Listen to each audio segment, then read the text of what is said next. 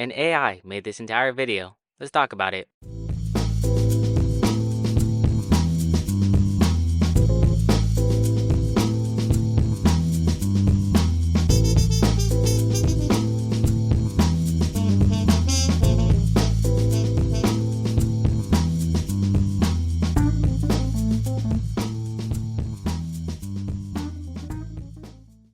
Today's video is a little different than the usual ones you see here on my channel because I didn't write this at all. I'm just providing the voice, and you're thinking to yourself, if you didn't write this, then why does it have your humor? Because I told it to be as sarcastic as possible and generate a lot of short sentences, and they're gonna be stitched together, so if it sounds off, it's because AI. With that out of the way, we're gonna be discussing artificial intelligence, which is something that I know can be a bit of a touchy subject for some people, but I'm not here to talk about how evil it is or how it's going to steal your job. Pretty sure half of you guys are unemployed anyways. We're here because this is something that's worth discussing and figuring out how we can use it for our benefit, and if there's downsides to it. So, what is artificial intelligence exactly? Well, it's basically a computer system that is capable of learning and adapting by itself, using systems that mimic human behavior by using algorithms. The most popular AI applications are chatbots and self-driving cars. Should have focused on that and not making Twitter become Hell's Gate. But what makes AI so special is that it can learn from its mistakes and improve itself over time.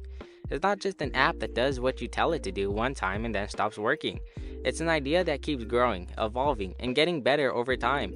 AI is a big part of our lives, and it's only going to get bigger. Some people are worried about the impact it will have on society, but there's no doubt that AI will be able to do some amazing things.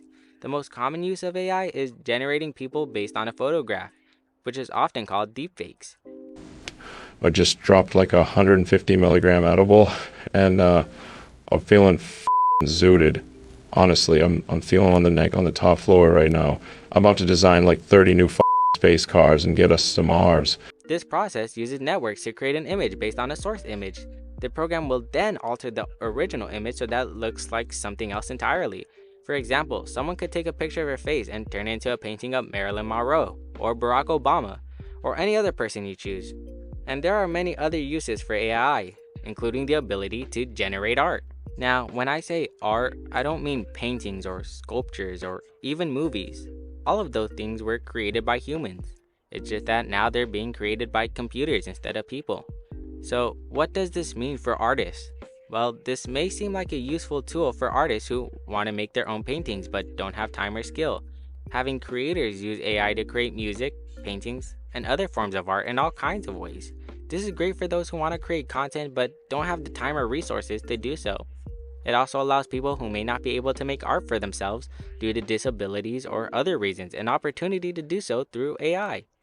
But reality is much different than what some people would like you to think. And unfortunately for everyone, well, there are a few different ways that AI could negatively affect artists. For one thing, it can create art at such a high level of quality that most humans simply won't be able to compete with it. This means that small artists may have less incentive to keep creating art because they'll know their work will never be as good as something created by an AI program. And while these pieces are made by computers, they're often indistinguishable from human-made artwork. And some people think this is a good thing, that it will make art more accessible and diverse because anyone with a computer can create amazing stuff. But others worried that this will take away opportunities for artists who rely on their own talent instead of technology. They think it could be bad for people who want to work in the arts professionally. They may not be able to compete with super creative AI creations by allowing people with no technical skills whatsoever create amazing pieces of art with just a few clicks of a button. Now, while this might seem like a good thing at first glance, since it makes art accessible to everyone from amateurs to experts alike, what happens when all these amateur works start flooding the market, making art pieces, books, and other content using AI? It's important though that we don't forget that this is still a software doing what it's programmed to do, not really creating art and more so replicating someone else's work and creating something unique based on their own style. It's important that we remember this when we look at different types of AI generated art and even purchasing some art because it doesn't really allow for true creativity because the machine can only do what humans have told it to do. Secondly, the issue with this is that some artists might lose money if they commission someone else to create something for them, then realize that an AI has already done it for them. This could put artists out of work by automating their jobs completely. And these artists will have no income flow whatsoever because AI art is already so accessible. Why pay someone to draw something for you when you could use AI to try and get as close to the result you're looking for free? But anyways, what do you guys think about all this? Is AI art truly worth keeping around, or should they get rid of it entirely? Let me know down below. So, keep life lovely, and this is Novel, logging off.